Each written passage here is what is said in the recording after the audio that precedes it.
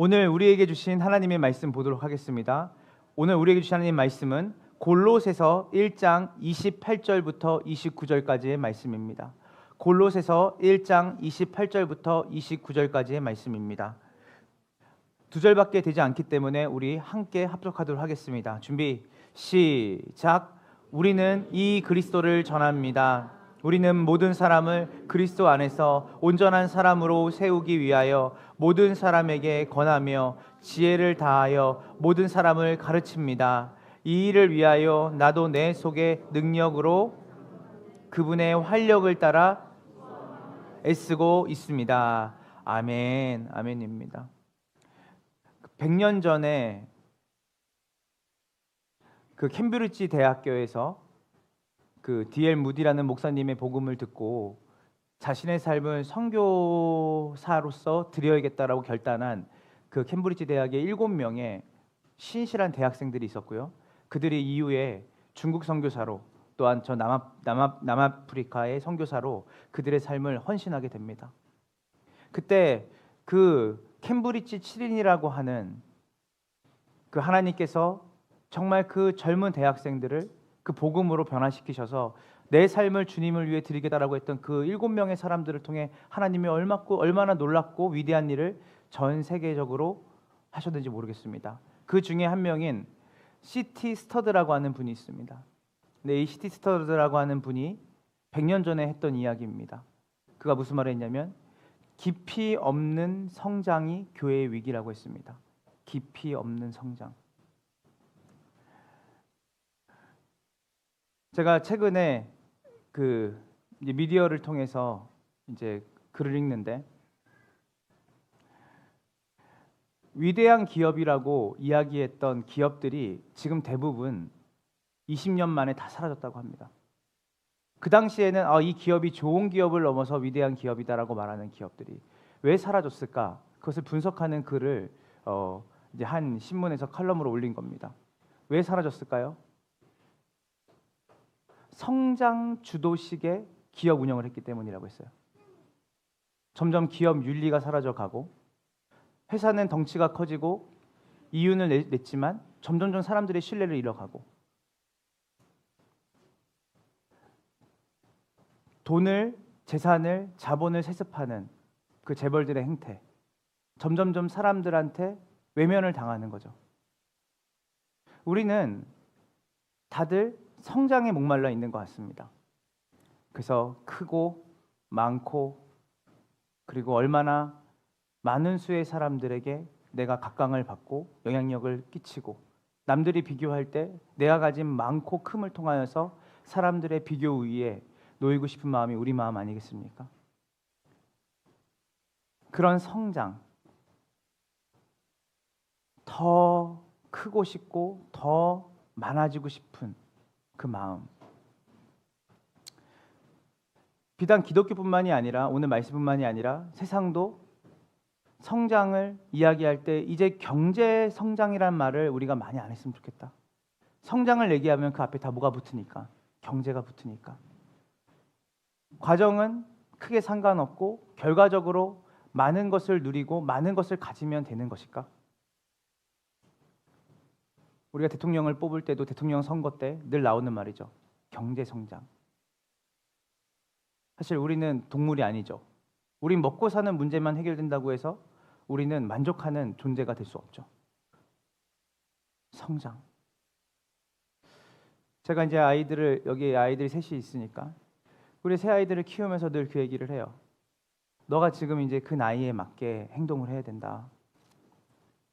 시간이 지나면서 자연스럽게 몸이 커지죠.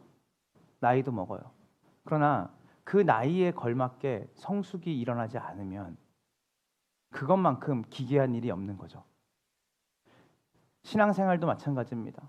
내가 30년이 신앙생활을 했다, 20년을 했다, 내가 목사다, 내가 목회를 얼마나 했다. 그것은 자연스러운 시간의 흐름 속에 갈 수도 있는 것이에요. 나이를 세월을 우리가 더 삶 속에서 갖게 된다는 것은 자연스러운 성장을 위해서 세월이 또 나이를 우리가 추구하진 않을 겁니다. 더 많이 먹는 것과 더 많이 추구하는 것을. 그 나이에 걸맞는 성숙이 우리 가운데 목표가 되어야 되는지 믿으시길 간절히 소망합니다. 지금 가장 급성장하는 교회 중에 하나가 남미의 교회들입니다. 남미, 브라질이나 우리가 아르헨티나, 이제 이쪽이 칠레, 이쪽의 교회들이 굉장히 급성장하고 있다고 해요. 근데 그 교회의 특징이 뭐냐면 예수를 믿으면 성공할 수 있고, 예수를 믿으면 부자가 될 수 있고, 예수를 낳으면 병이 나을 수 있다는 거예요. 저는 당연히 그런 이야기를 할 수 있다고 생각해요. 그 나라의, 그 대륙의 지금 형편상. 그러나 우리가 지금 내가 처해 있는 상황과 환경이 이러하니 이 속에서 내가 원하는 신을 예수로 둔갑시킬 수는 없는 거예요. 그래서 그 남미 교회를 연구하는 국제 복음주의 학자들이 얘기를 합니다. 많은 사람들이 교회에 몰려온다. 왜? 그들이 듣고 싶어하는 예수를 얘기해 주니까. 몸이 아픕니까? 다 일어나십시오. 오늘 예수님이 여러분의 병을 낫게 하실 겁니다. 집이 가난하십니까? 경제에 어려움이 있습니까? 오늘 이 시간 주님이 여러분의 경제적 어려움을 다 해결해 주실 겁니다. 사업, 비즈니스, 예수님 믿으면 잘 될 수 있습니다. 여러분 이런 얘기 듣고 같이 기도하자 그러면 얼마나 여러분 열심히 기도하시겠어요? 그러나 그것이 1년이 되지 않아서 남미의 교회들이 뒷문으로 많은 사람들이 그대로 빠져나가는 거예요. 왜 그럴까요? 그들이 원하는 예수는 성경이 말하는 예수가 아니거든요. 우리는 성숙이 결여된 성장. 교회가 크면 교회가 건강한 걸까요? 큰 교회는 건강하고 개척교회는 건강하지 않은 걸까요? 우리보다 더 작은 교회, 성도가 두세 명밖에 없고 때로는 목사님과 사모님만 있는 그 교회는 건강하지 않기 때문에 숫자가 적은 걸까요? 전혀 그렇지 않아요. 교회의 성숙과 교회의 크기는 크게 상관이 없습니다. 몸이 나이가 30살, 40살을 먹어서 덩치도 커지고 세월에 그 흐름이 흔적이 있지만 여전히 생각하는 게 아이일 수도 있어요. 말하는 게 아이일 수도 있고 행동하는 게 어린이일 수도 있습니다. 끔찍하죠. 몸은 어른인데 여전히 생각이 어린아이에 머물러 있어요. 좋은 대학을 나왔는데 하는 행동은 초등학교 아이들만도 못한 정치인들 그리고 권력자들을 우린 보죠. 기괴한 일입니다. 어떻게 성장은 할 수 있었지만 그들에게 왜 이렇게 성숙이 보이지 않을까? 그들이 추구했던 것이 무엇일까? 나아가서 우리가 추구해야 되는 방향은 무엇일까? 고린도전서 3장 1절부터 3절까지를 우리가 함께 보도록 하겠습니다. 준비 시작. 형제자매 여러분에게 영에 속한 사람에게 하듯이 말할 수 없고 육에 속한 사람 곧 그리스도 안에서 어린아이 같은 사람에게 말하듯이 하였습니다. 나는 여러분에게 젖을 먹였을 뿐 단단한 음식을 먹이지 않았습니다. 그때에는 여러분이 단단한 음식을 감당할 수 없었습니다. 사실 지금도 여러분은 그것을 감당할 수 없습니다. 여러분은 아직도 여러분 가운데서 시기와 싸움이 있으니 여러분은 육에 속한 사람이고 인간의 방식대로 살고 있는 것이 아닙니까? 바울이 쓴 서신서는 예수를 믿지 않은 사람에게 쓴 서신이 하나도 없어요. 다 어떤 사람들이죠? 그리스도인이 된 사람들에게 쓴 겁니다. 그런데 그리스도인이라고 말하는 그 사람들 안에서도 어떤 사람이 있다는 거예요. 육에 속한 사람이 있다는 거예요. 여전히 어린아이와 같은 사람이 있다는 거예요. 그래서 바울은 얘기를 해요. 나는 여러분에게 젖을 먹입니다. 여러분 우리 교회 시아가 가장 어리죠? 지금? 아니 이든이가 있죠. 예, 더 어린 친구가 있습니다. 그 아기한테 단단한 음식을 먹일 수 있습니까? 절대 먹이지 못해요. 아이에게는 젖을 먹이고 아이에게는 이유식을 먹여야 되는 거예요. 근데 바울이 고린도 교회에게 뭐라고 말하냐면 사실 저는 여러분에게 단단한 음식을 먹여본 적이 없습니다.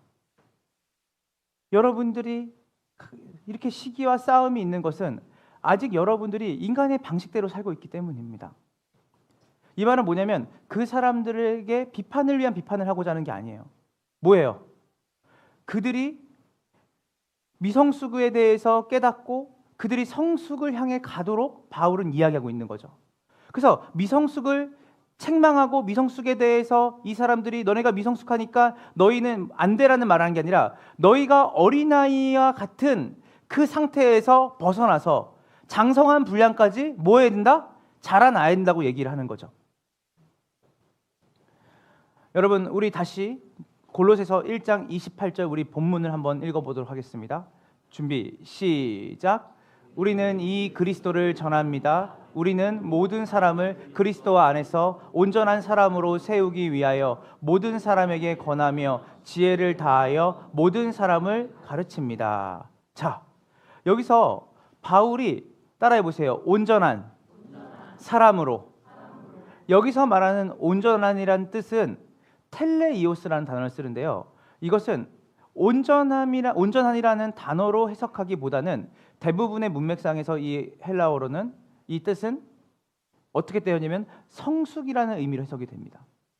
그래서 온전한, 성숙한 사람으로 세우기 위하여, 나는 당신들을 성숙한 사람으로 세우기 위하여 권하며 지혜를 다하여 모든 사람을 가르칩니다.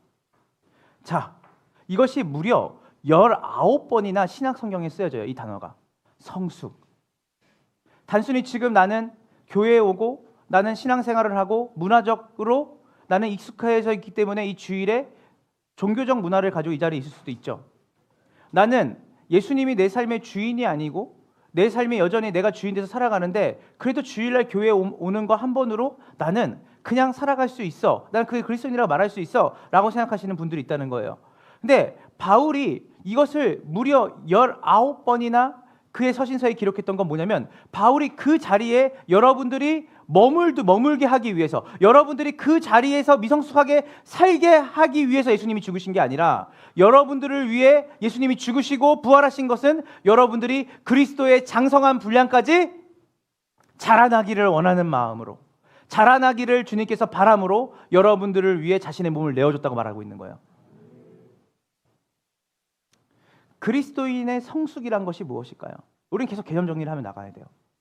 우리가 지금 텔레이오스라는 나는 당신들을 온전한 성숙한 사람으로 세우기 위하여 나는 살아갑니다라는 바울이 그 성숙이라는 말, 여러분 성숙처럼 정확하게 이해하기 어려운 말이 있을까요? 자, 여러분 성숙하셔야 돼요 라고 얘기하면 여러분 각자 도생하는 거죠.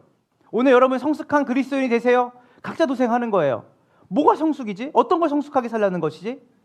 성숙에는 여러 종류가 있습니다. 신체적 성숙이 있죠. 신체적으로 내 몸을 갈고 닦는, 그래서 신체적으로 내가 성숙하게 내 육체를 단련하고 유지하는 게 있죠. 지적인 성숙이 있습니다. 아는 것이 많고 경험해야 되는 게 많고 그러면서 우리는 자연스럽게 우리의 삶에서 지적으로 성숙된 삶이 나올 수 있죠. 도덕적인 성숙을 이야기할 수도 있을 것 같습니다. 정서적인 성숙.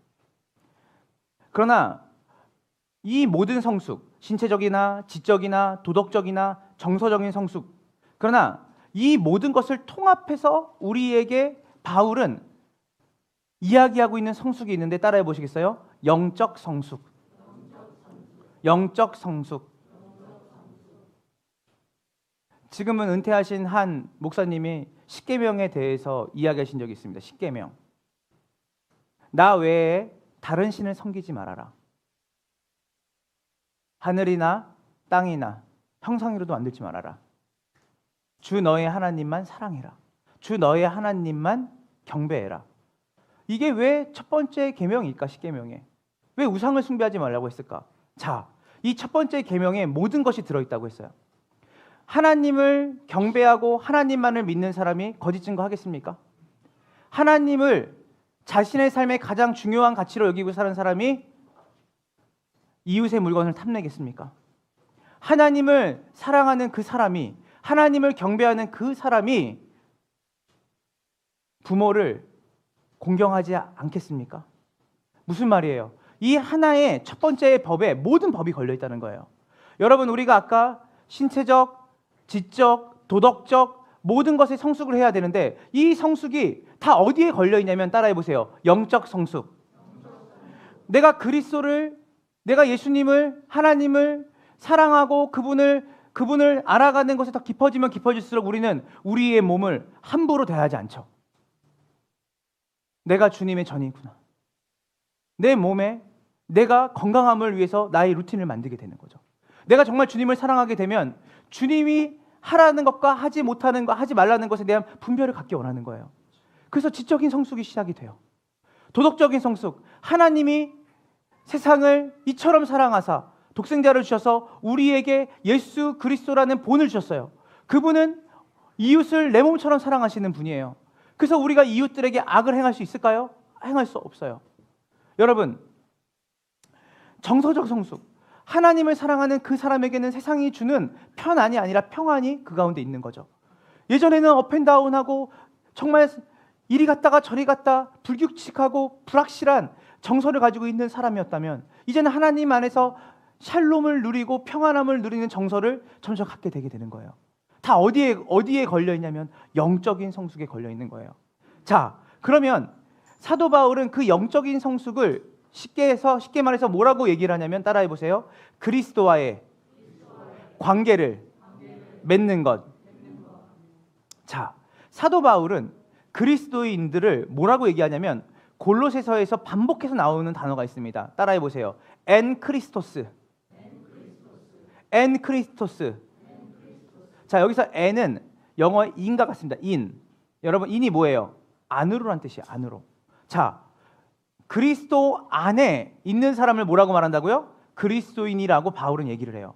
그래서 골로새서에 반복되게 말합니다.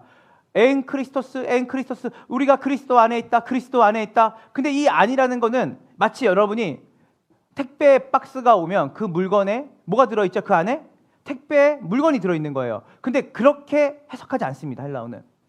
여기서 안이라고 하는 이 엔이라는 뜻은 마치 이런 뜻입니다. 우리가 어떤 박스에다가 무언가를 넣는 안이 아니라 방 안에 들어가는 그 안이 아니라 마치 가지가 포도나무에 붙어 있고 그리고 팔다리가 몸에 붙어 있는 것처럼 우리가 그리스도와 뭐에 있다는 거예요? 연합되어 있다는 거예요.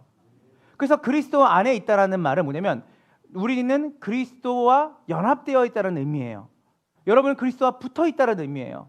그래서 그리스도 안에 있다는 것은 인격적으로 생명으로 유기적으로 그분과 뭐하고 있다는 거예요? 연결되어 있다는 뜻이에요. 이런 의미에서 성숙이라는 것이 무엇일까요? 성숙이라는 것은 내가 그리스도를 바로 알아 그분을 뭐하고? 예배하고. 여러분, 예배라는 말은 어떤 말이냐면 경배 그리고 높이다라는 의미가 있어요. 사실 이 예배라는 말은 기독교에만 있는 게 아닙니다. 모든 종교의 예배가 있어요. 더 나아가서 고대 왕국에는 킹덤 오브 갓, 우리가 하나님의 왕국이라고 얘기를 하죠. 사실 하나님 나라는 하나님의 왕국이라 말할 수 있습니다. 왜냐하면 그 시대에 살았던 사람들은 그 왕의 통치와 다스림을 받았고 그 왕은 필연적으로 자기의 백성들에게 요구했던 게 뭔지 알아요? 경배와 예배를 받기 원했어요. 그래서 예배는 어떻게 드릴 수 있죠? 그 사람이, 그 대상이 내가 내 전부를 들여서 내 전부의 모든 것을 들여서 그분을 높일 만한 가치가 있는 분이라는 것을 확인할 때 뭐 할 수 있는 거예요? 경배하고 예배할 수 있는 거예요.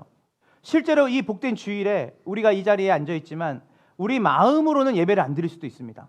그냥 문화적으로 종교적으로 매 주일 와서 우리는 이 자리에 그냥 앉아 있을 수도 있어요. 여기서 말하는 건 뭐냐면 그리스도인의 성숙이라는 건 뭐냐면 그리스도를 예배하고 뭐 말이냐면 예수 그리스도가 정말 예배할 만한 분인가, 정말 내가 내 전 삶을 들여서 그분을 따를 만한 분인가라고 하는 그 가치가 내 삶에 있지 않으면 우리는 예배를 드릴 수가 없는 거예요.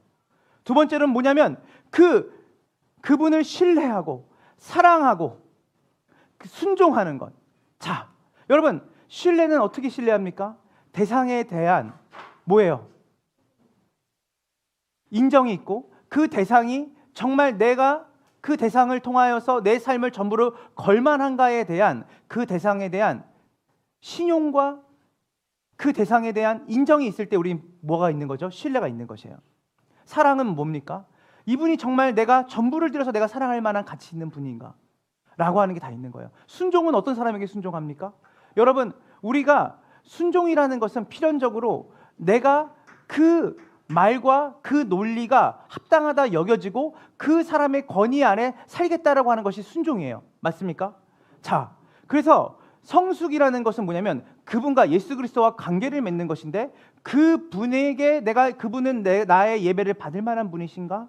그분은 내가 신뢰할 만한 분이신가? 그분은 내가 정말 사랑할 만한 분이신가? 나는 정말 그분에게 내 삶을 들여서 순종할 만큼 그분은 내가 따를 수 있는 분인가? 라고 하는 것이에요. 그래서 성숙이라는 것, 그것은 그리스도와의 관계에 우리가 얼마나 깊이 그분과 관계를 맺고 있는지에 대한 이야기가 영적 성숙이라고 얘기하는 것이에요. 그러면 자연스럽게 우리가 이제 논리가 갈 수 있습니다. 그러면 성숙은 그리스도와의 관계의 친밀함을 얘기한다고 했어요. 인격적으로, 생명적으로. 그러면 이 성숙은 어떻게 이루어질까요? 기도를 많이 하면 이루어질까요? 예, 그것도 맞아요. 전도를 많이 하면 이루어질까요? 예, 그것도 맞아요. 교회 예배에 빠지지 않고 오면 그 성숙이 이루어질까요? 예, 그것도 일면 맞을 수 있어요. 근데 어떻게 우리는 그리스도와의 관계 안에서 더욱더 깊이 친밀해지는 삶으로 성숙해가는 신앙인으로 살아갈 수 있을까? 본문에 답이 있어요. 골로새서 1장 28절을 함께 보도록 하겠습니다. 준비, 시작. 그리스도 안에서 온전한 사람으로 세우기 위하여 모든 사람에게 권하여 지혜를 다하여 모든 사람을. 자, 한번 논리적으로 한번 살펴보겠습니다. 사도 바울은 각 사람이 온전한 사람, 성숙한 사람으로 세우기 위해서 뭘 하죠? 이 그리스도를 전한다. 자, 영적인 성숙의 가장 본질적이고 핵심은 뭐냐면 이게 빠지면 다 빠지는 겁니다. 뭐예요? 그리스도를 들음으로, 그리스도를 알므로 우리에게는 뭐가 시작이 되는 거예요? 영적 성숙이 시작이 되는 거예요. 깜짝 놀랄 만한 소식은 모든 타종교가 기도를 합니다. 무슬림권에 가니까 하루에 시간을 적어도 5번은 정해놓고 기도를 하더라고요. 여러분 여기서 하루에 5번을 정해놓고 기도하시는 분 계십니까? 그들이 꾸란을 읽는 거, 그리고 힌두교를 따르는 사람들, 불교를 따르는 사람들, 그들 나름대로 그런 고등 종교에는 경전이 다 있어요. 그들이 그걸 달고 살아요. 여러분, 그들도 뭐하냐면 그들의 신들이 원하는 방향에 따라서 그들의 신앙인 영적 성장을 하기 원하는 거예요. 그래서 그들이 뭐하냐면 기도하고 그들에게 있는 경전을 읽어요. 자, 성경은 뭐라고 얘기를 하냐면 우리가 그리스도와의 관계를 친밀하고 바르게 맺기 위해서 우리에게 필요한 것은 뭐냐면 그리스도를 선명하고 분명하고 바르게 알아가는 여정으로 우리가 가야 된다는 거예요.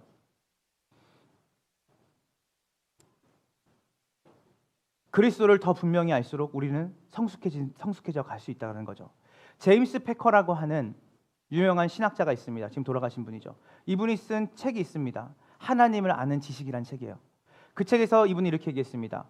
우리의 하나님이 너무 왜소하기 때문에 우리는 왜소한 그리스도인이 됐다. 우리의 신념과 시대의 정신이 만들어낸 예수가 있어요. 자본주의적 예수. 예수를 믿어야 사업이 잘 돼. 11조를 잘 내야 뭔가 내 삶에 하나님이 물질적으로 부유함을 주실 거야. 자본주의자 예수는 계속해서 그런 번영을 하나님하고 다 결부시키죠. 물질에 대한 것들, 내가 눈에 보이는 내 삶의 부를 이루는 것. 그래서 가피풀이라고 하는 기독교 그 플랫폼에 책을 파는데 가장 많이 팔리는 책이 뭔지 아세요? 다 돈에 관한 것이에요. 재정에 관한 것이에요. 사회주의자 예수, 사회적 약자를 잘 돌봐야 돼. 사회적 약자를 우리가 잘 살펴야 돼. 그래서 그 사회주의자 예수를 내 신념과 경험으로 마치 예수를 사회주의자로 다 색칠을 할 수 있어요. 여기서 나온 게 뭡니까? 남미에 있는 해방신학이에요. 식민지 정책으로 그 열강이 그 남미 전체를 다 집어삼켰을 때 그들이 따르는 예수는 마치 일제 침략에서 우리를 벗어나게 하는 해방을 주는, 주권을 돌려주는 그런 예수로 그들이 예수를 색칠해놨어요. 어떤 사람, 우리 젊은 친구들에게 예수는 광대 예수입니다. 아이돌처럼. 그래서 이 10대 아이들이 예수를 얘기를 할 때 그 예수님이 화려해야 되는 거예요. 그 예수님이 영향력이 있는 예수가 되어야 되는 거예요. 셀럽을 만들어주는 예수가 되어야 되는 거예요. 그래서 셀럽들을 그렇게 좋아해요. 기독교 셀럽들을 좋아해요. 얼마나 이 사람이 인스타그램에 친구가 많은지가 되게 중요해요. 왜요? 그들이 생각하는 아이돌과 그 유명한 가수들과 예수님을 동일시하게 만드는 거예요. 그래서 예수님을 광대 예수로 만들어요. 자, 여러분, 우리의 신념과 시대의 정신이 만들어낸 예수는 모두 결함이 있어요. 이 예수는 왜냐하면 우리가 만들어낸 예수이기 때문이에요. 우리가 관심 있는 우리의 철학과 경험과 신념이 만들어낸 예수로 우리가 그 예수를 다 받아들였기 때문이에요. 어느 예수도 우리의 경배를 받기에 합당하지 않습니다. 그래서 그리스도인으로서 우리가 진정한 성숙, 예수님과의 바른 관계, 올바른 관계로 우리가 나아가는 것이 성숙이라면 그 성숙에 이르고자 한다면 무엇보다 먼저 성경이 말하고 있는 예수 그리스도에 대한 바른 시각이 필요한 줄 믿으시기를 소망합니다. 그래서 우리가 성경 전체 마치 요약해 놓은 것처럼 예수 그리스도가 어떤 분인지를 나타내고 있는 성경 말씀이 있습니다. 골로새서 1장 15절부터 20절까지의 말씀입니다. 우리 다 같이 읽어보도록 하겠습니다. 준비 시작. 그 아들은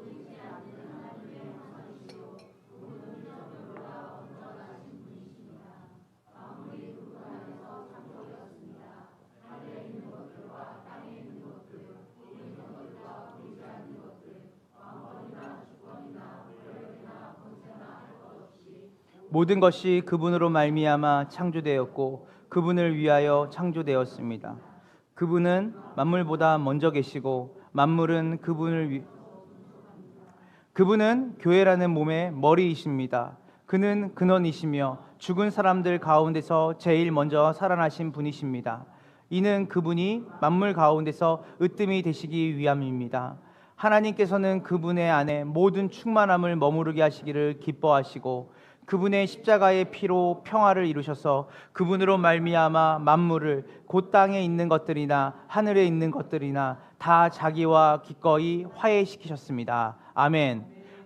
성경은 바울은 그리스도를 뭐라고 말하시죠? 하나님이라고 얘기하세요.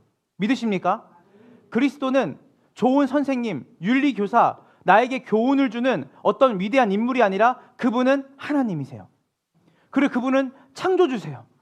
우리는 나의 구원에 함몰되어 있는 하나님을 많이 우린 믿고 따라가려고 해요. 그러나 성경은 예수 그리스도는 하나님이시고 그분은 모든 만물 위에 뛰어난 분이시고 모든 만물을 만드신 분이라고 말씀하십니다. 믿으십니까? 이 땅에 있는 모든 것이 하나님의 손을 거치지 않는 것이 하나도 없습니다. 그 하나님은 왜 모든 민족과 방언 가운데 예배받기 합당하신 분이시냐면 그분이 모든 만물을 만드시고 모든 만물을 다스리시는 분이시기 때문입니다. 그리고 그분은 어떤 분이십니까? 교회의 머리가 되십니다. 왜 우리가 교회를 우습게 보면 안 되는지 아세요? 왜 교회를 상하게 하면 안 되는지 아세요? 교회는 예수님의 몸이기 때문이에요. 우리 지난번에 설립 예배 때 왔던 그 원로 목사님이 항상 어떤 어려운 일이 생기면 교회를 상하게 하면 안 된다. 교회를 상하게 하면 안 된다. 교회가 주님의 몸이기 때문에 그것을 되게 지혜롭게 교회의 몸이 상하지 않도록 잘 일을 해결해야 된다. 너무 느려요. 그래서 근데 그분한테 제가 배운 건 하나예요. 교회는 목회자의 것도 아니고 성도들의 것도 아니에요. 여기는 여러분 것 아니에요. 제 것도 아니에요. 교회의 머리는 누구세요? 예수님이세요. 예수님이 온 세상의 교회의 머리가 되세요. 그리고 그분은 온 우주의 머리도 되세요. 그리고 그분은 하나님과 우리를 화해시키러 온 화해자가 되세요. 그래서 그분은 모든 원수와 모든 끊겨지고 얽혀져 있는 관계를 회복시킬 수 있는 유일한 화해자가 누구세요? 예수 그리스도세요. 여러분, 제가 여러분에게 물어볼게요.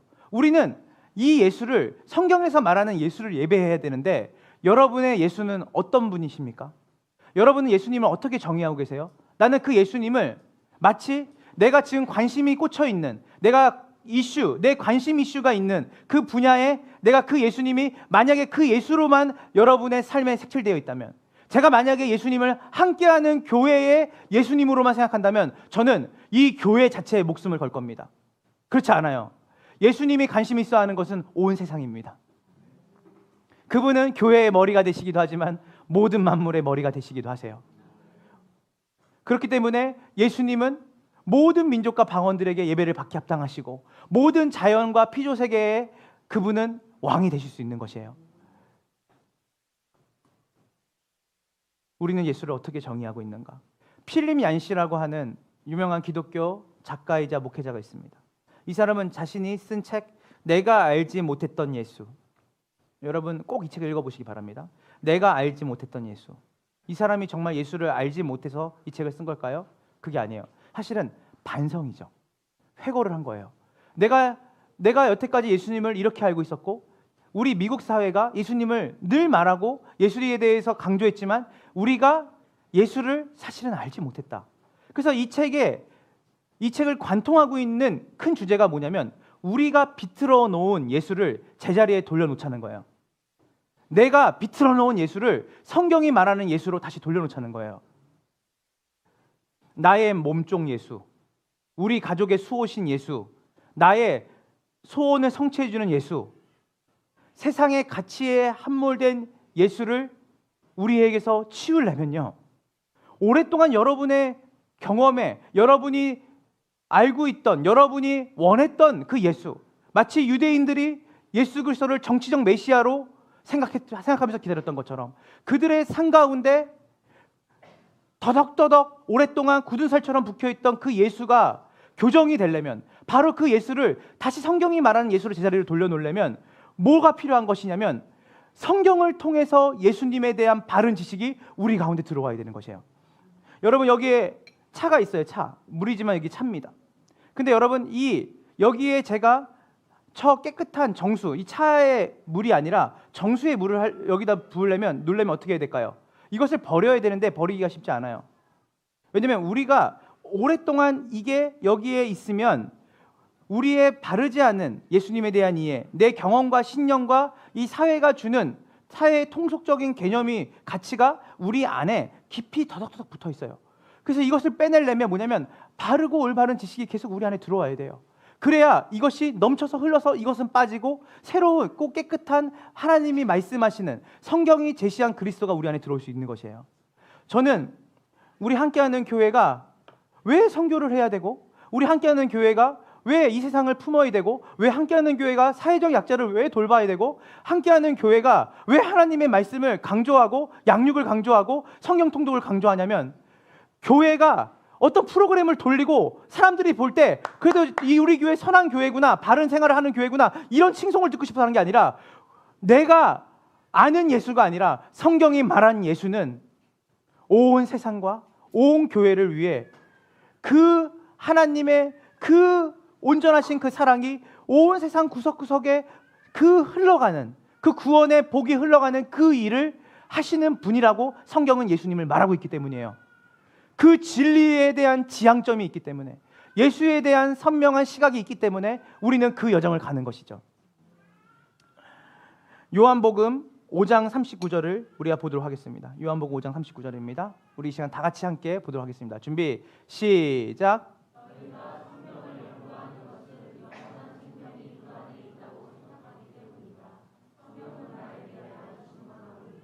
성경은 누구에 대해서 증언하고 있다고요?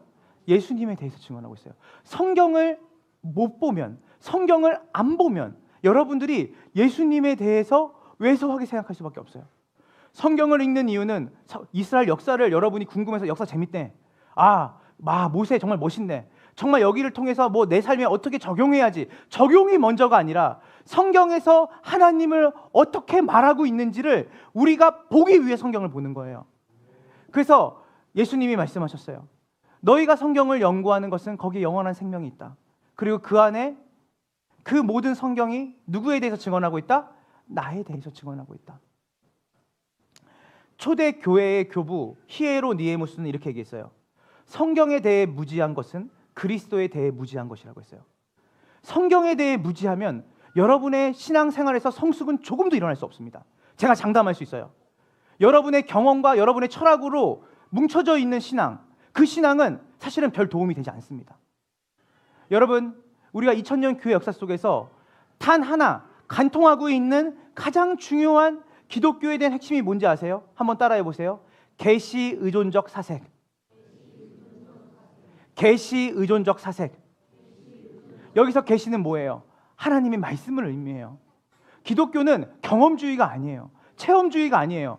하나님의 말씀을 우리가 말씀을 통해 어떻게 하나님에 대해서 알아가냐. 그래서 우리의 경험과 우리의 체험, 우리가 살면서 얻은 그 지식이 중요하지만 그것이 하나님이 보실 때 하나님보다 지혜롭지 않아요. 그래서 히에로니에무스는 성경에 대해 무지한 것은, 성경 읽는 것에 무지한 것은, 성경에 대해서 배우는 것에 무지하고 성경에 관심이 없는 것은 예수 그리스도에 대해서 무지하는 것과 같다 라고 얘기했죠. 그분이 누구신지, 예수님이 어떤 일을 하셨는지 깊이 잠겨서 예수님을 볼 수 있다면 얼마나 좋겠어요.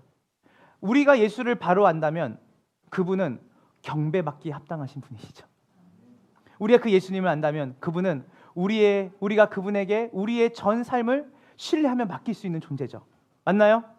그리고 우리가 정말 그분이 성경에서 말하는 그 예수님을 바로 안다면 우리는 그분의 말씀에 토를 달지 않고 그 하나님이시고 주권자이신 그분의 말씀에 순종할 수 있는 것이죠.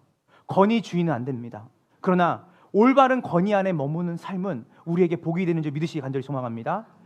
그래서 진정한 예수에 대한 새롭고 분명하며 참된 시각이야말로 그리스도의 제자로 우리를 성숙하게 하는 일이라는 거예요. 자, 우리는 성숙이 무엇인지 배웠고 그 성숙을 어떻게 이루는지에 대해서도 얘기를 했습니다. 그러면 이 성숙에 대한 부르심은 누구에게 주어진 것일까? 여러분은 다 아시죠? 이 성숙은 우리 모두가 이루어야 되는 거 아니에요? 근데 이 골로새서의 배경을 보면 그렇지 않습니다. 여러분, 이 골로새서는 사실은 사도 바울이 그 지역에 있는 그 당시에 그 초대교회가 직면하고 있는 이단들이 있었습니다. 우리는 지금 신천지라는 큰 이단들이 있잖아요. 그러나 이때의 이단들은 누구냐면 영지주의자라는 이단들이 있었어요. 영지주의자. 이 영지주의자들이 교회에 들어와서 항상 하는 얘기가 뭐냐면 너네 그거 알아? 교회 안에는 계급이 있어. 어떤 계급? 신령한 은사와 지식을 가진 사람이 있고 평범한 그리스도인들이 있어. 자, 그래서 이들은 뭐라고 말하냐면 평범한 그리스도인들을 호이폴로이라는 말로 해가지고 그걸 나눠버렸고, 그리고 그노시스, 특별한 지식을 전수받은 호이텔레오이라고 하는 완전한 자들이 있다고 얘기했어요. 자, 바울이 이것에 대해서 비판을 한 거예요. 자, 여러분, 우리 골로새서 1장 28절을 한번 다 같이 봅시다. 다시 한번 본문입니다. 준비 시작. 우리는 이 그리스도를 전합니다. 우리는 모든 사람을 그리스도 안에서 온전한 사람으로 세우기 위해서 모든 사람에게 권하며 지혜를 다하여 모든 사람에게 가르칩니다. 바울이 왜 기독교 엘리트주의? 여러분, 우리가 가끔 신앙생활 하다 보면 이런 게 있어요. 기독교 방송을 보든 교회에 오든 저 권사님은, 저 목사님은, 저 사모님은, 와, 돌아가신 모모모 목사님은, 그리고 그 믿음의 선배였던 그 사람들은 와, 정말 특별한 사람이야. 정말 그분들은 진짜 하나님의 은혜 앞에 정말 놀랍게 쓰임 받은 사람이야. 그래서 우리는 어떻게 생각하냐면 우리 나름대로의 계급을 나누는 거예요. 나는 이렇게 신앙생활을 할 수밖에 없는 존재야. 저분들은 좀 다르지. 저분은 오장성 목사님은 조금 우리랑 다르지. 아니, 서서평 선교사는 우리랑 좀 다르지. 존 웨슬레는 우리가 좀 다르지. 제가 어릴 때 좋아했던 신학교 1학년 때, 2학년 때 좋아했던 목사님들, 제가 늘 생각해요. 와, 저분들의 발 뒤꿈치라도 내가 잡을 수 있으면 얼마나 좋을까. 그러나 저분들은 특별하고 대단한 분이기 때문에 저 위치에 간 거지. 나는 그럴 수 없어. 바울이 오늘 뭘 얘기하는지 알아요? 모든 사람에게, 모든 사람에게, 모든 사람에게. 야고보서에 얘기합니다. 야고보는 우리가 엘리야와 같은 성정의 사람이다. 왜 우리는 우리의 믿음의 선배들처럼 쓰임 받기를 원치 않으세요?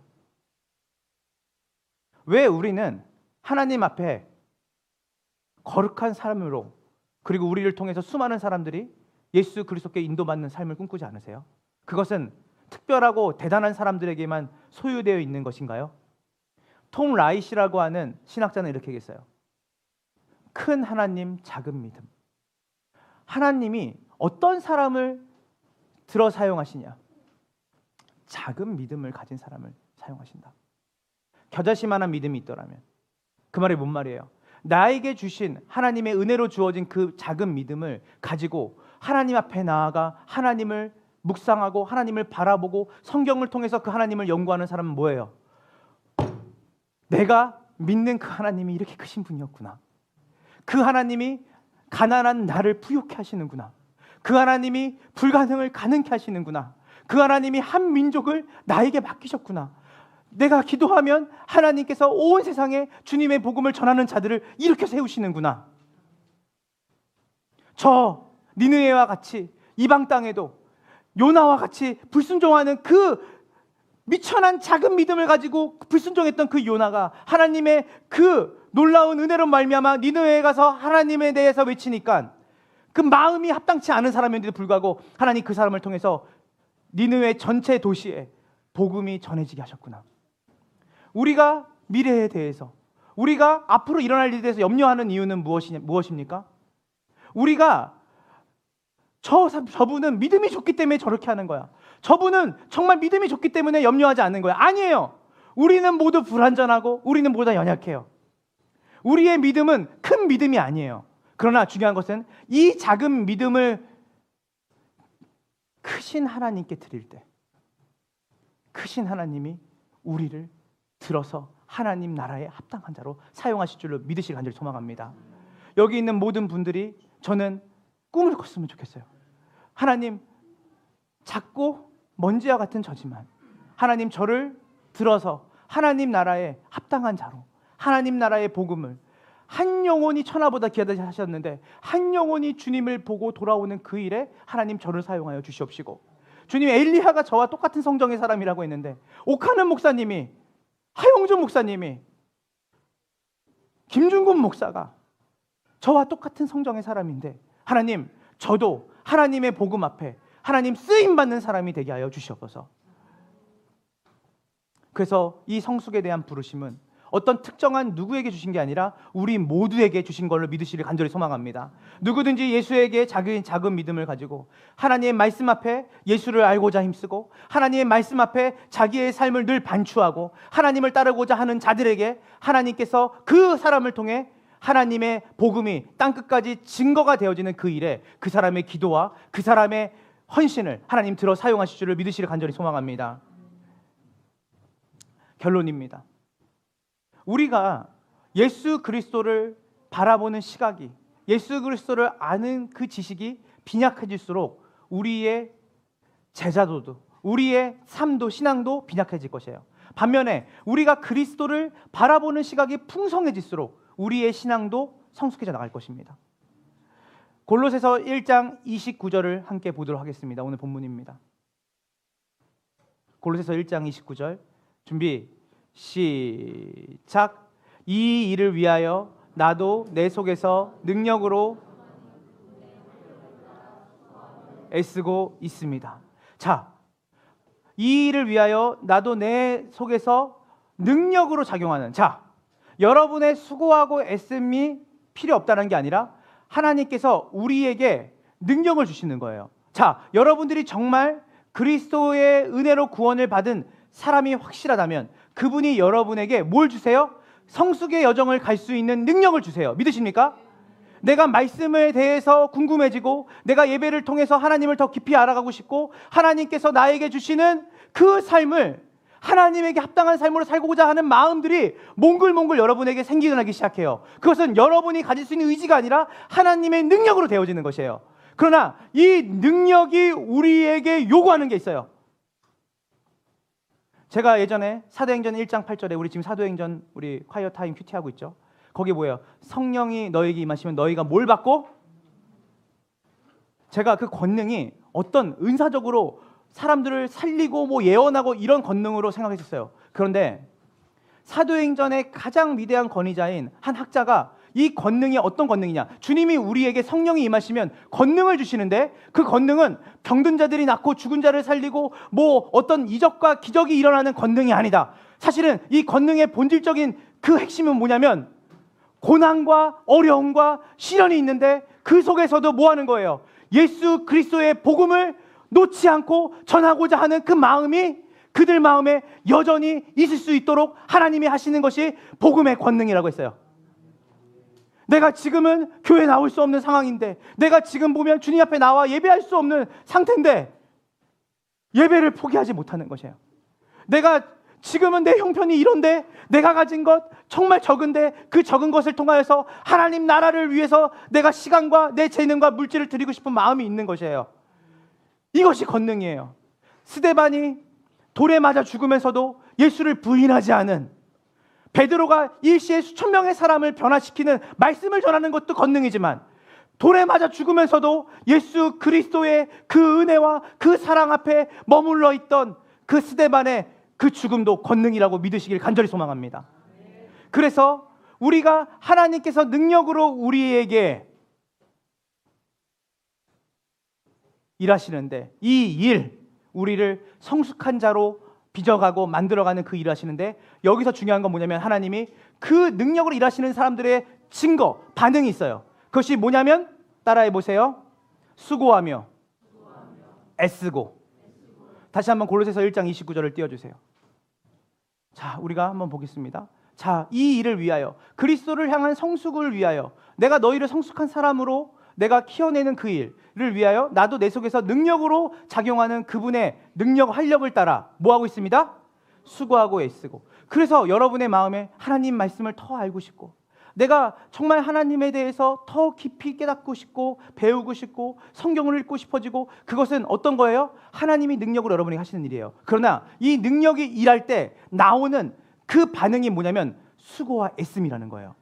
나는 수고하고 싶지 않아, 애쓰고 싶지 않아. 나는 오늘 예배 때 왔을 때도 뭔 기도하고 와, 그냥 앉아있으면 알아서 먹여주시겠지 하나님이. 아니에요. 정말 하나님이 능력으로 일하시는 사람의 증거가 뭔지 아세요? 예배가 사모가 되니까 올 때부터 기도하면서 오는 거예요. 제가 오늘 조영래 목사님이랑 여기 차 타고 오는데, 조영래 목사님이 예배를 놓고 기도하자는 거예요. 오늘 차 타고 오면서 25분 동안 단 한 번도 둘이 말한 적이 없어요. 계속 기도하면서 왔어요. 하나님, 예배에 은혜를 주시고 이 예배에 정말 헌신하며 참여하는 자들에게 주님을 향한 열망을 주세요.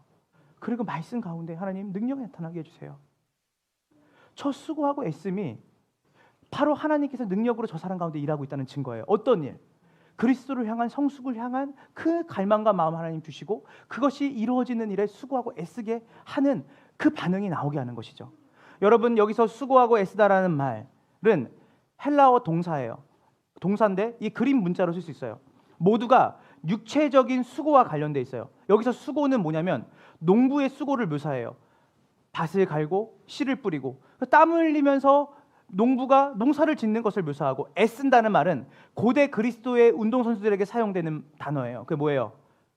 열심히 운동을 해서 뭐예요? 자기가 원하는 그 성취를 이루기 위해서 열심히 땀 흘리면서 훈련하고 있는 그 운동선수를 얘기를 해요.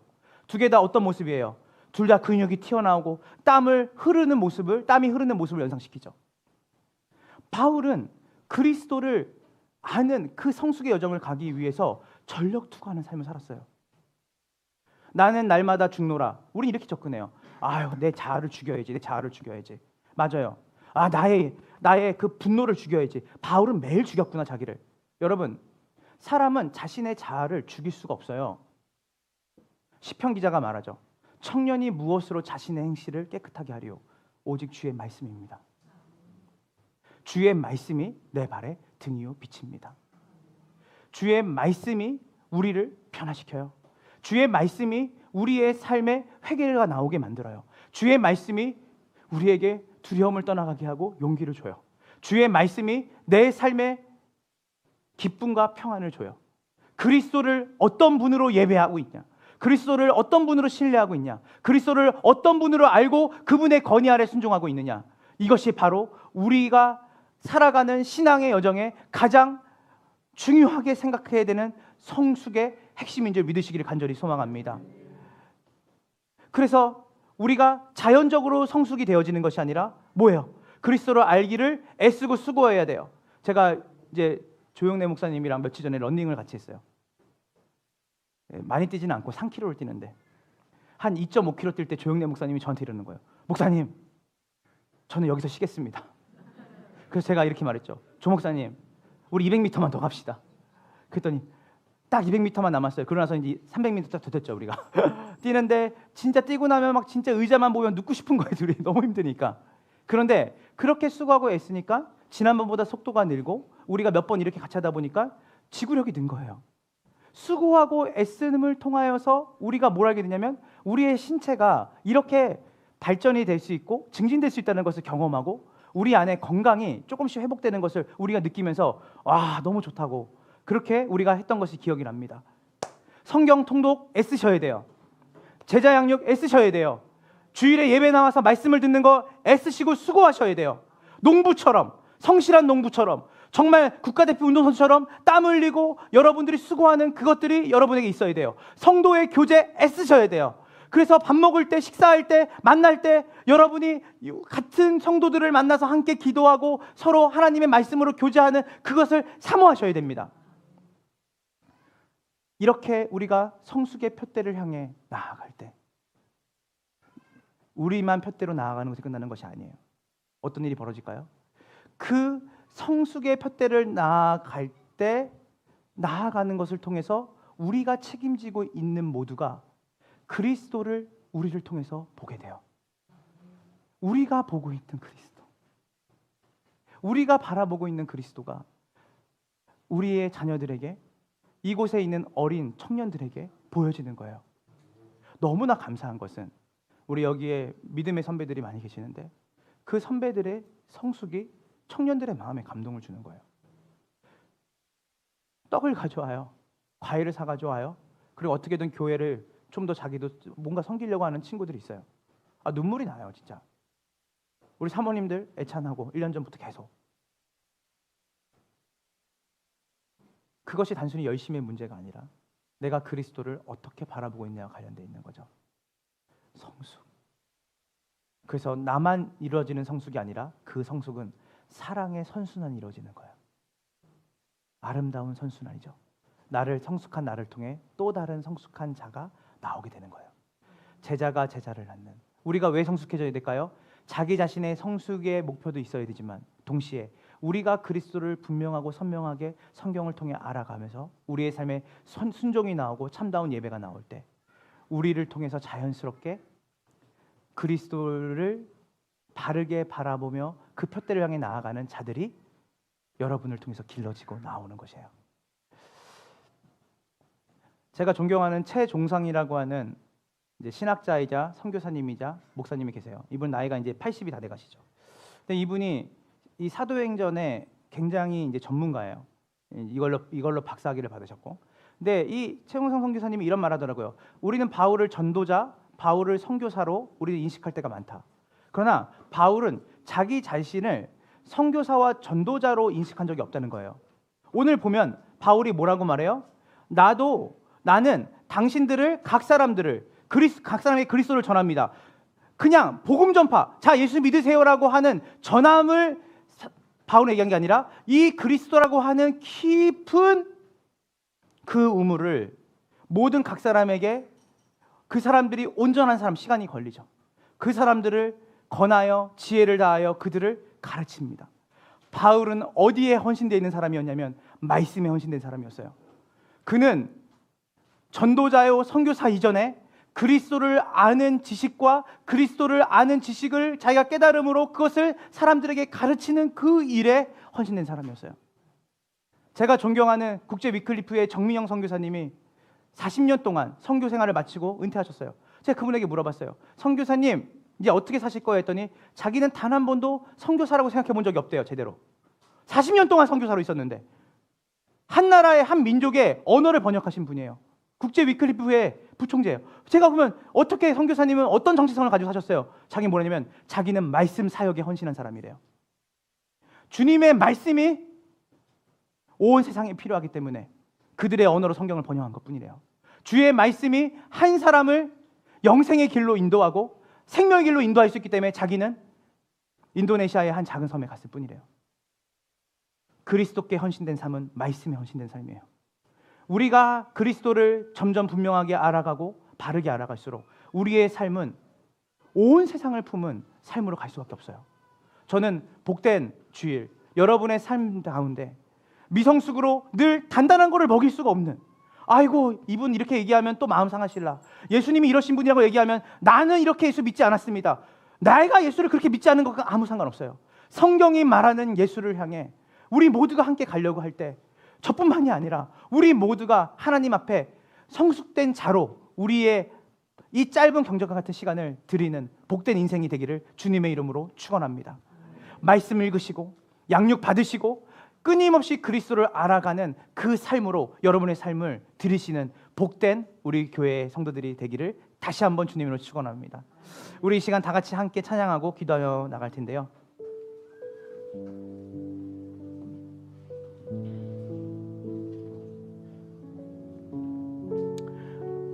저는 제가 생각할 때 저는 되게 불신자에게 전도하는 것을 되게 기쁨으로 여겼던 사람인데 그래서 저는 제가 전도자로 부름받았는지 알았는데 제가 어떻게 전도를 시작했는지 아세요?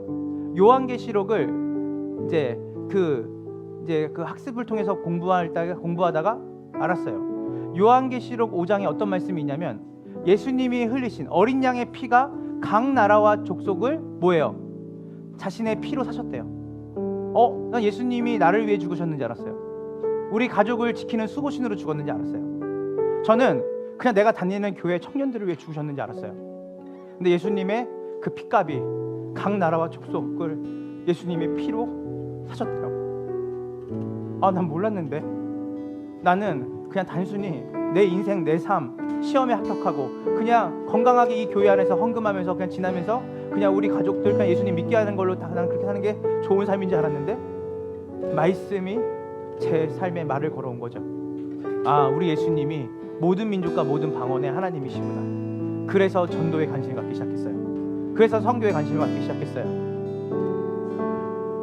한 영혼이 천하보다 귀하다는 말씀을 어느 순간 큐티 때 봤어요. 나는 더 크고 놀라운 일들이 많은 줄 알았는데 주님이 또한 한 생명이 온 세상보다 귀하다고 말씀하세요. 그렇구나. 근데 나는 그게 잘 안 되는데, 이게 너무 작아 보이는데, 저 사람이 너무 작아 보이는데 주님은 저 사람에게 온 천하를 주셨구나, 가치를 매기셨구나. 그래서 그거를 따라가려고 몸부림쳐요. 근데 잘 안 되지만 내가 예수님을 이해하는 것은 우리 예수님은 너무나 크고 위대하신 하나님이면서 동시에 나같이 먼지 같은 자들, 그리고 우리같이 죄인 중에 괴수인 우리를 위해 자신의 전부를 내어주실 만큼, 그리고 우리의 전부에 관심을 가질 만큼 우리를 귀하게 여기시는 분이에요. 그래서 예수님을 알면 알수록 더 알고 싶어지고 그분을 더 닮아가고 싶어요. 어떻게 그분처럼 살 수 있을까? 잘 안 돼요. 그래서 늘 말씀 앞에 세우려고 하는데 이게 사라지면 어느 순간에 욕망이 내 우상이 돼요. 교회가 우상이 되고 유력한 사람이 우상이 되고, 그런 내 미래의 불확실함 속에 내 삶을 걸고 싶지 않아요. 주님이 보이는 게 아니라 확실함과 안정성이 제 눈에 보이고, 그리고 더 많은 욕망과 야망들이 제 안에 들어와요. 그래서 바울은 날마다 자기를 어떻게 죽였을까요? 말씀을 통해 그리스도를 본 거예요. 여기에 대단한 사람 한 명도 없습니다. 한국교회에 대단한 사람 한 명도 없습니다. 다 작은 믿음만 가지고 있을 뿐이에요. 크신 하나님은 한 분뿐이에요. 위대하신 하나님께 우리 한 주간의 삶 속에 하나님, 우리가 예수를 닮기 원합니다. 예수와 같이 살기 원합니다. 그것은 형이상학적인 어떤 신기를 잡는 게 아니라 말씀을 통하여서 그리스도를 발견하는 거예요. 말씀을 통해서 예수 그리스도가 어떠한 삶을 사셨고 어떤 일을 하셨는지를 매일같이 그 말씀이 우리를 교훈하게 만들 때 내가 날마다 죽을 수 있는 유일한 근거는 말씀이 우리의 삶을 조명하는 것입니다. 그래서 그 말씀을 통해 예수님을, 십자가를 보는 것, 그리고 그분이 하신 일들을 바라볼 때 비로소 우리는 시간 속에서 성숙해가는 과정을 장성한 분량까지 이르는 줄을 믿으시길 소망합니다. 우리 이 시간 복조 있는 기도로 우리 이 시간 말씀 기억하면서 나아갑시다.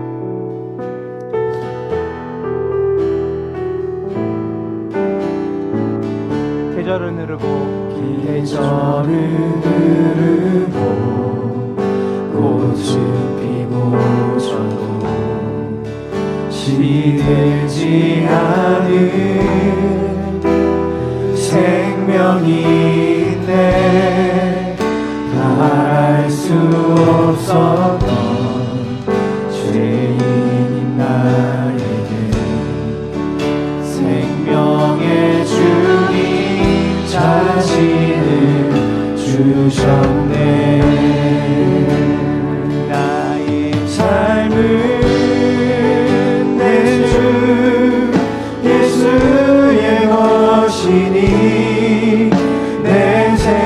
다해 예수로 살리 내 모든 것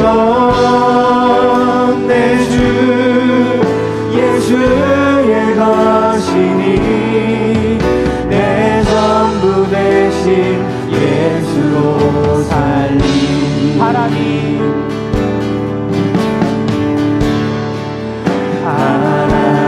스치는 삶은 지나가고 꺼지지 않을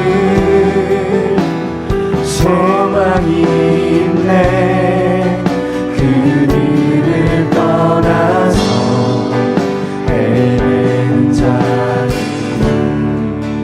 주를 찾도록 나 살기 원하네 바람이 스치는 삶은 지나가도 그 예수 안에 있는 꺼지지 않을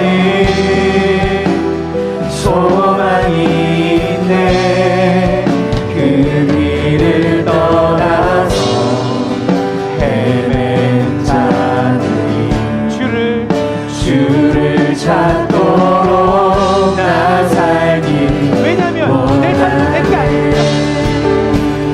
나의 삶은 내 주 예수의 것이니 내 생명 다해 예수로 살리 내 모든 것 내 주 예수의 것이니 내 전부 되신 예수로 살리 나의 삶은 내 주 예수의 것이니 내 생명 다해 예수로 살리 내 모든 것 내 주 예수의 것이니 내 전부 되신 예수로 살리 나의 삶은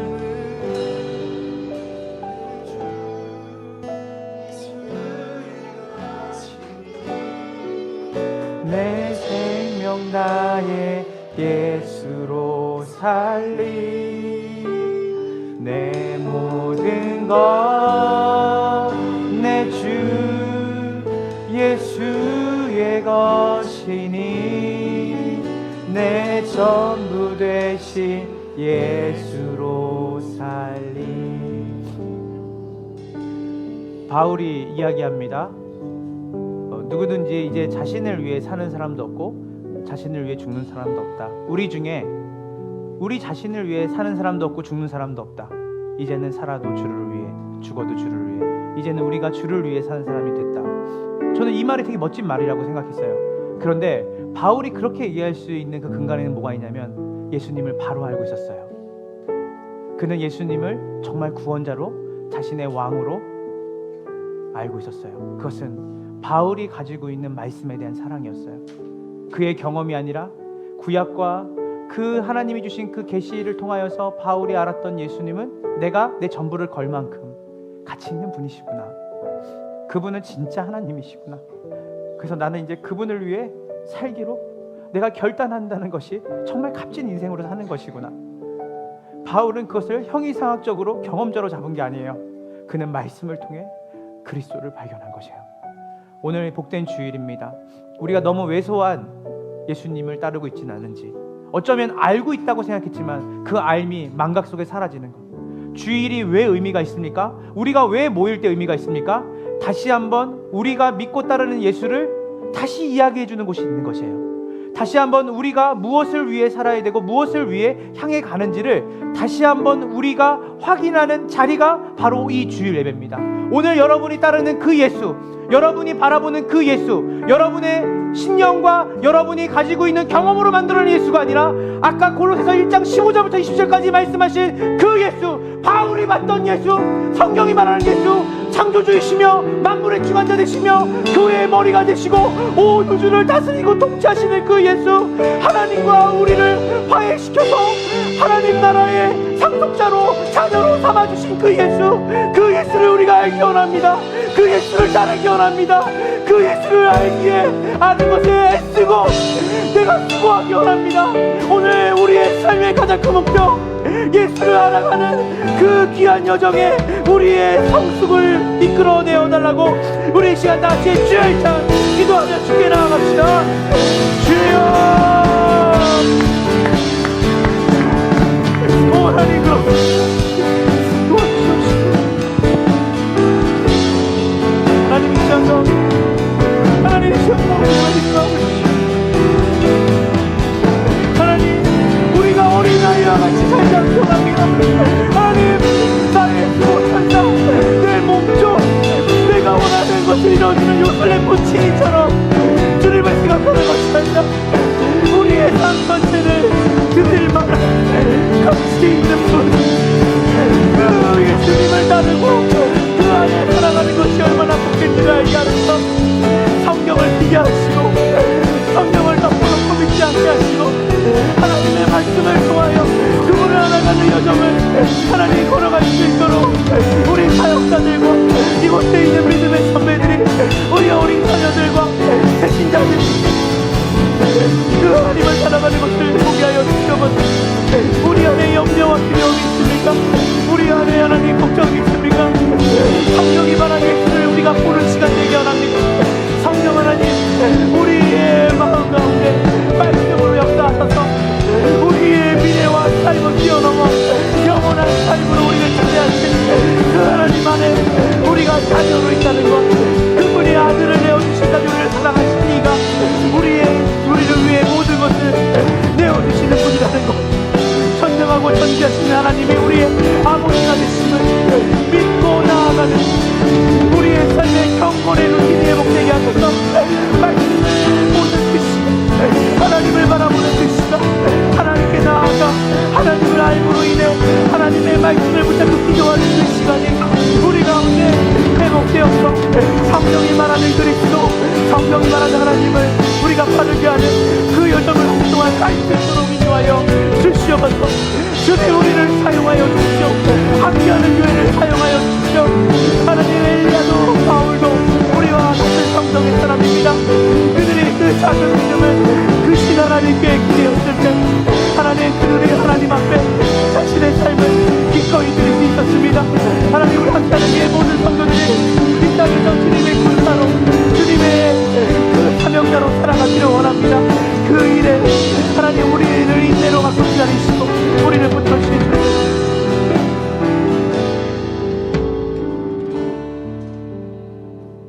하나님 감사합니다. 오늘 이 시간 우리가 어린아이처럼